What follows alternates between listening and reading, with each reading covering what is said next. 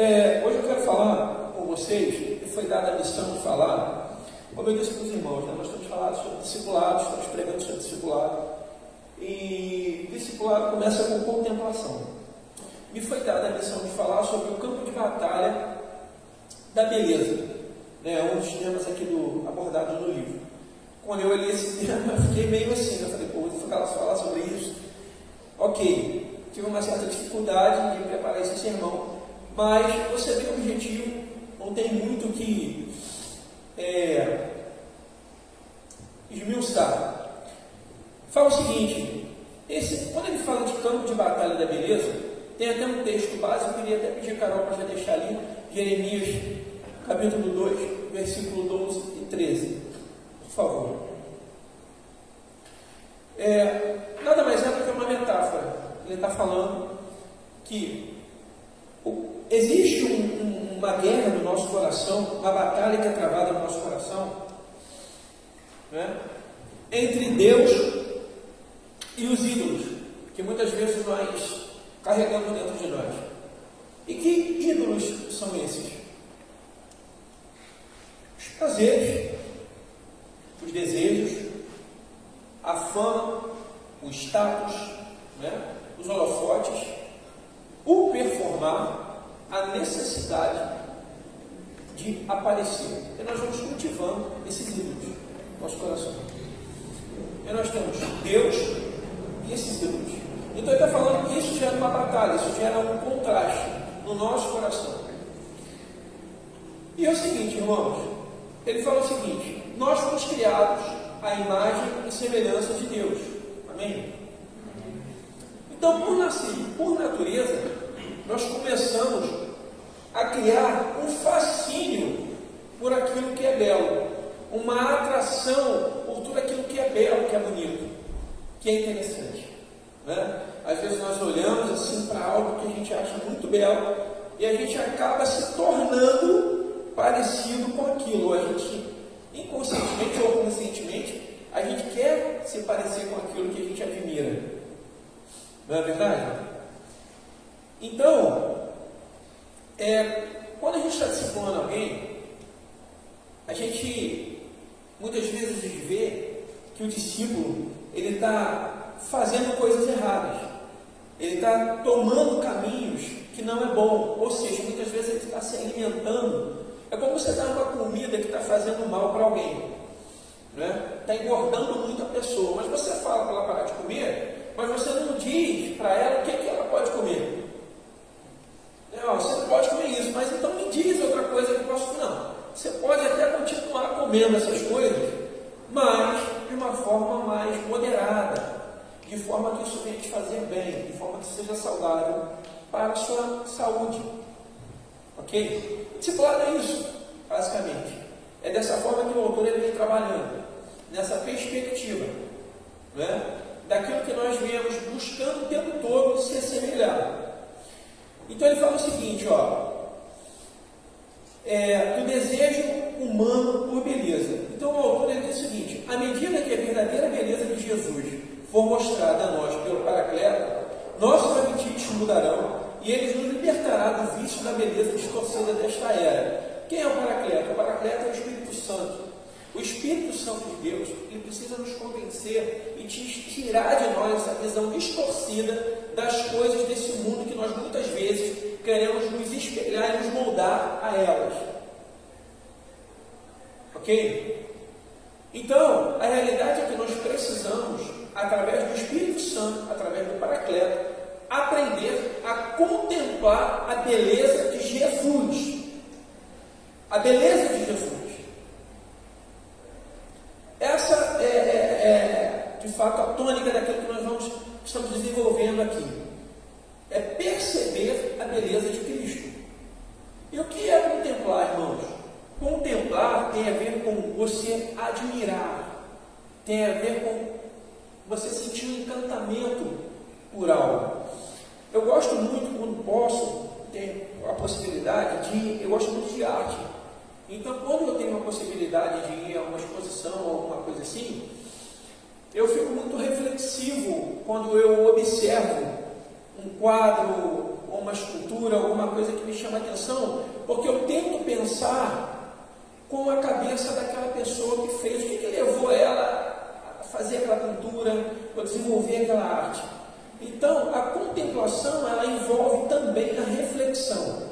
Além de você ter a admiração, você ter o encantamento, também envolve a reflexão. E aí eu estou falando de Jesus, de nós refletirmos sobre Jesus, de nós termos fascínio por Jesus, de nós sermos não parecidos, mas quando eu contemplo a beleza de Jesus, já que o belo, não é? Aquilo que é belo, eu acabo querendo me tornar parecido. Então, quando eu contemplo a beleza de Jesus, eu começo a querer também ser parecido com Ele. E aí, mais à frente, ele vai falar assim, ó. Segundo ponto, né, que eu procurei dividir em 4 pontos aqui para ficar mais tranquilo para a gente entender. A abordagem tradicional das igrejas, eu creio que seja insuficiente. E aí eu coloquei o seguinte, o autor ele fala o seguinte: a beleza de Jesus deve ser fundamental em nossas igrejas, deve ser o apelo principal. Quando acharmos Jesus belo, faremos qualquer coisa por ele, seremos restringidos por recursos, razão ou aprovação. Quando Jesus passa a ser o nosso foco, irmãos, nós não vamos medir esforços por ele. Quando nós conseguimos contemplar a beleza de Jesus, nada vai nos impedir de avançar. E isso envolve renúncias, isso envolve arrependimento, isso envolve entrega, isso envolve tudo na nossa vida. Quando eu consigo alcançar e ver Jesus e contemplar a beleza que Ele tem, é ter fascínio por Jesus. Às vezes, nós tentamos muita coisa que nós não fazemos, porque nós não aprendemos a contemplar a beleza de Jesus ainda. Nós não conseguimos ainda enxergar. Quando eu comecei a reunião, eu fiquei 2 minutinhos só, de olhos fechados, para a gente poder imaginar Jesus à nossa frente, contemplando a sua formosura. E eu acredito que isso gera incômodo, porque se você ficar muito tempo assim, você fica inquieto.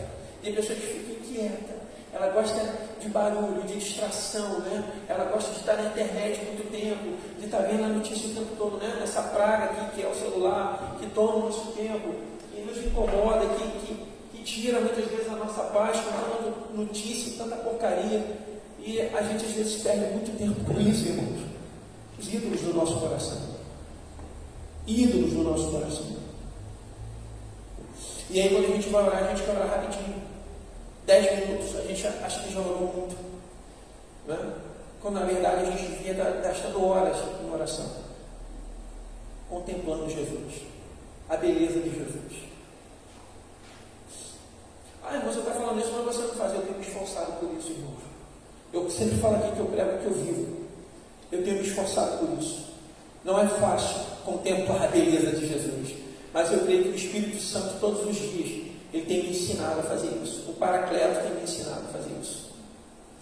É contemplar a beleza de Cristo. Então, irmãos, embora geralmente a gente condene essa beleza falsa, que muitas vezes a gente acha, né, que está fazendo e não está fazendo, não é apenas ficar censurando. Ah, você não está fazendo, mas é ensinar. É de uma forma enfatizar isso para que a gente aprenda de fato, como igreja, a contemplar a beleza de Cristo. Não basta apenas censurar. Lembra que eu falei da comida? Não basta apenas dizer, você não pode comer isso, mas eu tenho que te ensinar a comer o certo, a se alimentar daquilo que é bom, daquilo que é saudável, daquilo que vai fazer bem a tua vida. Então não basta apenas a gente suprimir os desejos, mas a gente precisa redirecionar as nossas vontades, redirecionar o nosso ímpeto, as nossas motivações, os nossos interesses, as nossas vontades. E aí ele fala sobre, na parte 3, que eu comecei a falar lá sobre esse campo de batalha, né? E ele usa Isaías 55, capítulo 1, que diz o seguinte, que fala sobre, Carol, você pode colocar aí para mim, por favor, Isaías 55, 1. é parte da visão que ele trabalha aqui nesse capítulo. Ele fala o seguinte: a todos vós, os que tendes sede, vinde às águas, e vós, o que não tendes dinheiro, vinde, comprai e comei. Sim, vinde, comprai, sem dinheiro, sem preço, vinho e leite. Por que gastais o dinheiro naquilo que não é pão, e o vosso suor naquilo que não satisfaz? Ouve-me atentamente, comei o que é bom, e vos deleitareis com finos manjares. Ele está falando que a gente tem que comer aqui o que realmente satisfaz. Amém? Comer, se alimentar daquilo que realmente é bom para nós. E ele está falando aqui para várias pessoas. O profeta, ele está falando aqui para várias pessoas. Tá? Para você estar com a sua fé fortalecida, você precisa se alimentar daquilo que te fortalece. Não é qualquer coisa, não é aquilo que não desgasta. Depois, quando você come uma coisa que não faz bem, que demora a desgastar, é porque aquilo não é saudável para o teu organismo.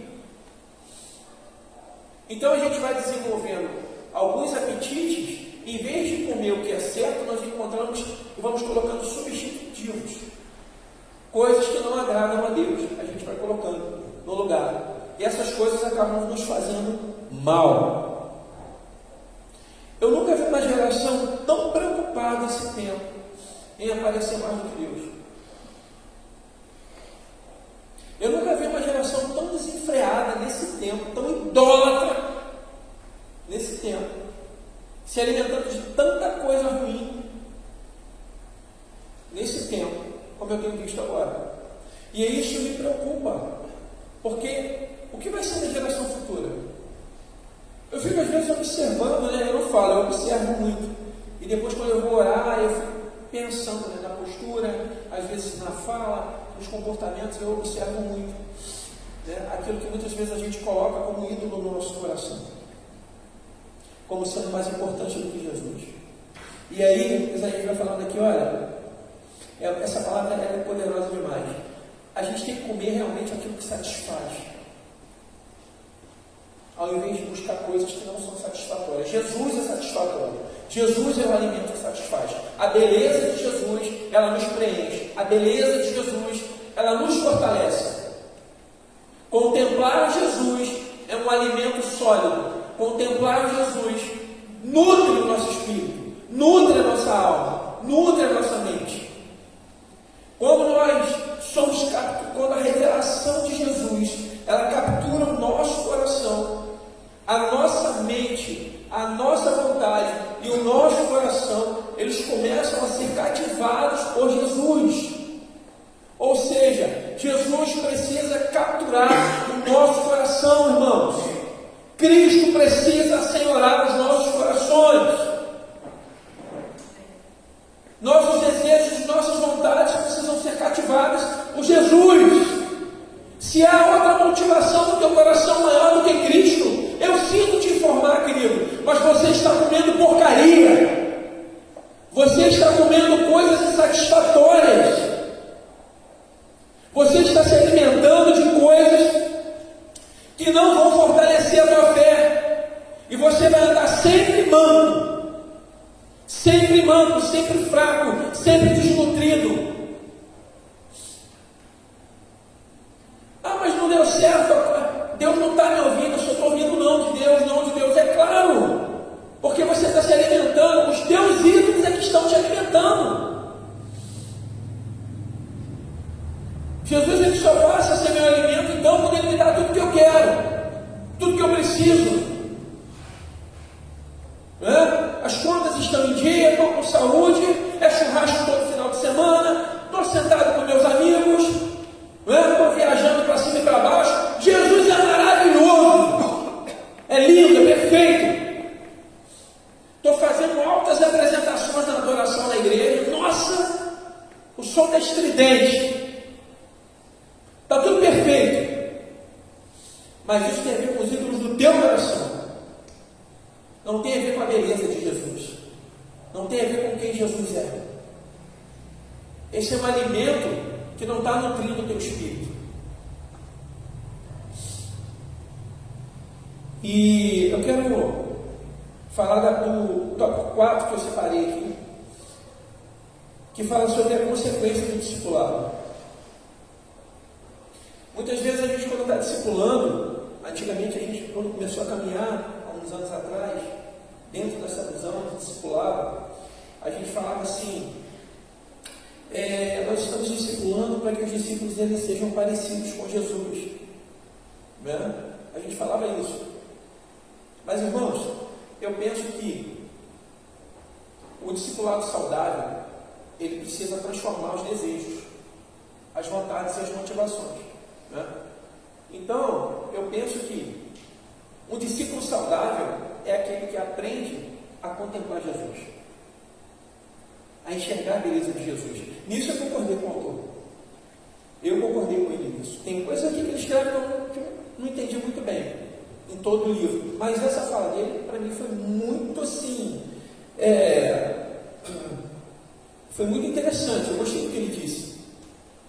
Foi muito precisa, muito pontual. Porque muitas vezes a gente queria ser assenhorado do discípulo e dizer para ele o que ele tinha e o que não tinha que fazer. E até caminhava com os próprios passos da pessoa. Queria caminhar com as pernas do discípulo. Mas não ensinava ele a amar Cristo. Não ensinava ele a querer, de fato, olhar para Jesus, a contemplar Jesus e ver a beleza de Jesus. Eu aprendi isso, irmãos, a duras penas. Os discípulos, eles precisam aprender a amar Jesus, a contemplar Jesus, a ver a beleza de Jesus. Porque se o belo exerce um fascínio sobre nós e Jesus é belo, eu vou automaticamente querer me tornar parecido com Jesus. É simples a situação. É simples. E aí, os meus desejos e as minhas motivações, essa é a caminhada do discipulado, precisam ser transformadas. Se você está discipulando alguém e você vê que os desejos dele continuam mesmo, é birracento, é cheio de vontade, é cheio de querência, irmão, eu sinto muito, esse camarada ele não conhece Jesus. Ele não quer conhecer Jesus, sabe? Ele quer ser paparicando ele e mimando ele a vida inteira. Ele nunca vai ser um discípulo de Jesus. Ele caminha segundo os ídolos do coração dele, que são as vontades dele, os desejos dele, os interesses dele. Mas quando eu me torno um discípulo de Jesus, sabe, eu vejo beleza no perdão de Jesus, sabe, eu vejo beleza no amor de Jesus. Eu não perdoo mais porque é uma obrigação, mas porque é a beleza no perdão de Jesus. Eu não amo mais por uma obrigação, mas é porque há beleza no amor de Jesus. A beleza no perdão de Jesus, a beleza no amor de Jesus. E é exatamente sobre isso que nós estamos falando. Amém? E eu quero finalizar essa palavra com aquilo que eu iria começar falando e eu vou finalizar. No caso, a gente estava falando de Jeremias, capítulo 2, versículos 12 e 13, que diz o seguinte, eu vou ler para os irmãos.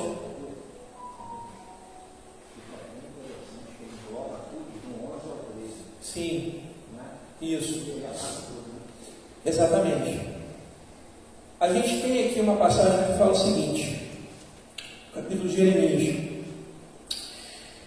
houve alguma nação que trocasse os seus deuses, posto que não eram deuses? Todavia o meu povo trocou a sua glória por aquilo que é de nenhum proveito. Fiz questão até de marcar esses versículos. Espantai-vos disto, ó céus, e horrorizai-vos, ficai estupefatos, diz o Senhor. Porque dois males cometeu o meu povo. Ali me deixaram um manancial de água vivas, e cavaram cisternas rotas, que não retêm as águas. O autor do livro, ele cita o 12 e o 13, mas eu acho que foi muito importante, é importante a gente englobar também o 11, versículo 11. Eu não sei se você vai ter interesse depois em ler e entender melhor esse texto, essa mensagem. Mas eu quero finalizar com o começo. Eu ia começar falando sobre isso, mas o Espírito me levou para outro caminho. Eu entendo que foi o Espírito Santo que me trouxe para falar isso agora. Irmãos, a primeira coisa que eu observo aqui é que há uma acusação de Deus. Sobre o quê? Espantai-vos aos céus. Foi um pecado tão grave que até a criação ela se assusta. Ele já começa, é até uma linguagem tanto quanto poética. Mas isso aqui, irmãos, tem um imperativo. Espantai-vos aos céus. A criação ela se assusta, não é? Com um pecado tão grave que havia sido cometido. Que pecado foi esse? 2 males. Ele sinaliza aqui que foi cometido. Abandonaram o manancial de água viva. Quem era esse manancial? Deus é o manancial de água viva. Ele foi abandonado. Ele foi substituído. A comunhão de Deus ela foi substituída pela independência e pela autossuficiência. Muitas vezes nós temos feito isso. Nós abandonamos a comunhão com Deus e substituímos a comunhão com o Senhor pela nossa autossuficiência, pela nossa independência. Nós desprezamos o Senhor. Deus fica espantado com isso, irmãos, quando Ele é substituído na nossa vida. Quando nós o abandonamos. Quando nós abandonamos o manancial. Quando Ele fala de manancial aqui, Ele está falando dele. Deus é o manancial da vida.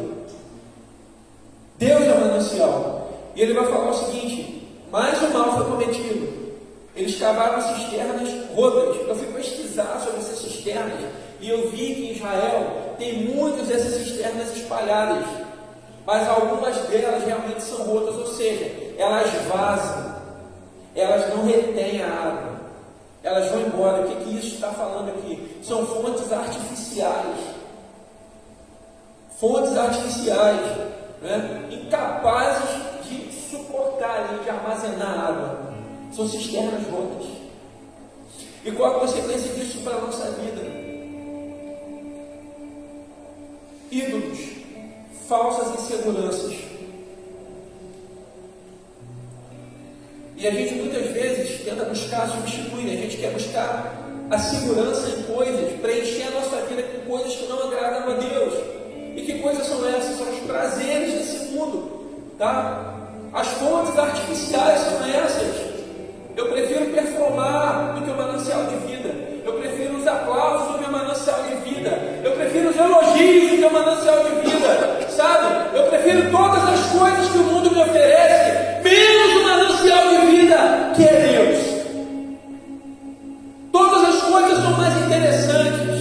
Os artistas, que eu acho lindo performar pelo mundo, eu admiro alguns, mas eles não vão substituir o lugar de Deus na minha vida, no manancial de vida. Mas na vida de muitos eles têm sido substitutivos. Cisternas rotas, fontes artificiais, fontes vazias, fontes que não retêm mais nada.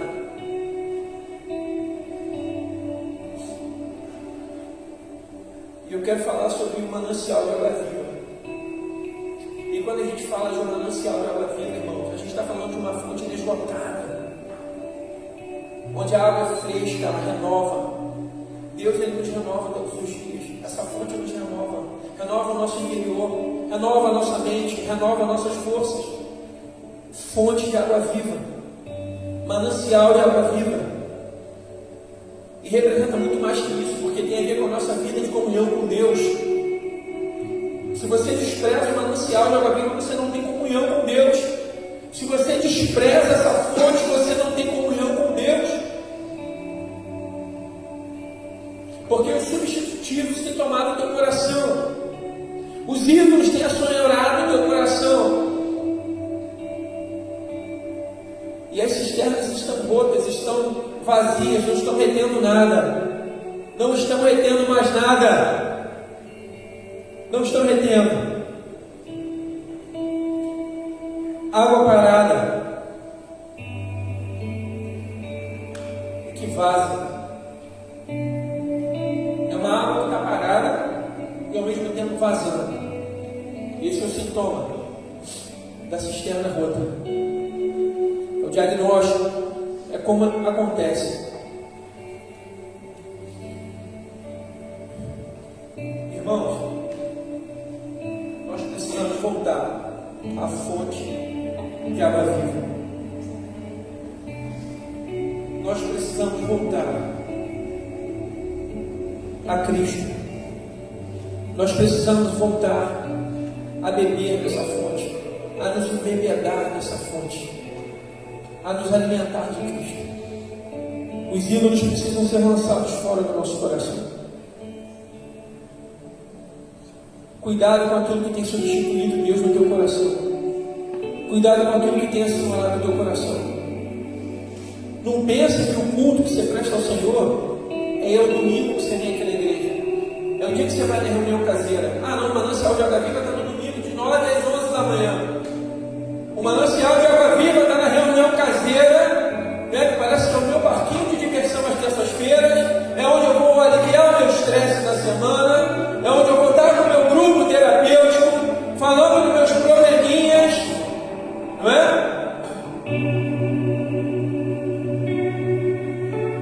Alimentando os ídolos do seu coração. E a cisterna continua vazia, com água parada, vazando, para não dizer apodrecendo, porque a água parada é isso que acontece quando ela apodrece.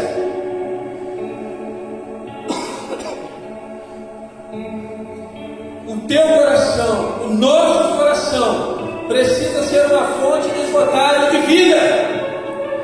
Jesus é a vida. Jesus é o manancial de vida. Não há sentido para a nossa vida como cristãos se Jesus não for a fonte, se Jesus não for o nosso alimento diário, se Jesus não for o nosso equilíbrio. Nós falamos que os nossos olhos, eu estou sempre ouvindo essa oração: Senhor, que os nossos olhos possam estar fixos em Ti. Sabe o que é ter os olhos fixos em Jesus? As minhas emoções precisam estar nele, as minhas vontades precisam estar nele, a minha mente precisa estar nele. Isso significa os olhos fixos. Quando eu contemplo Jesus, tudo que é em mim é capturado por Ele. O meu coração é convencido pelo Paracleto, pelo Espírito Santo. O meu coração precisa ser convencido pelo Paracleto, pelo Espírito Santo, a entender que Jesus é uma fonte inesgotável de vida, que Ele é o meu alimento, que Ele me sustenta, que Ele aumenta a minha fé. E eu estou falando isso, irmãos, não é para te convencer momentaneamente, não, porque eu não quero que você seja consumidor, mas que quando você sair daquela porta ali, você viva essa realidade, você transforma essa realidade na sua vida.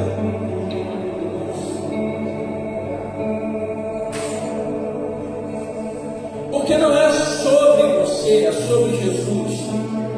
Ele precisa ser contemplado, Ele precisa ser glorificado, Ele precisa ser exaltado, bendito, Ele é digno.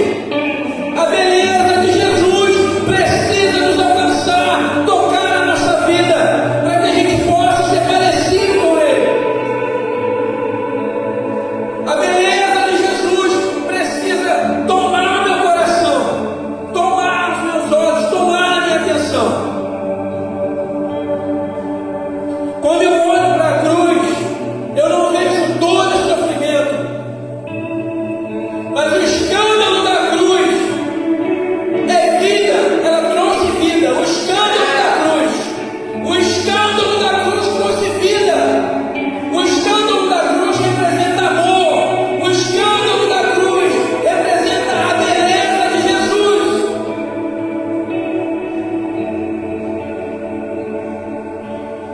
E nós muitas vezes estamos presos no nosso mundinho, na nossa bolha, da segunda a sexta, das fotinhas, né? Das coisinhas pequenas que nós fazemos e achamos que aquilo ali é o máximo de Jesus. Não é nem 1% nada do que Cristo merece de nós.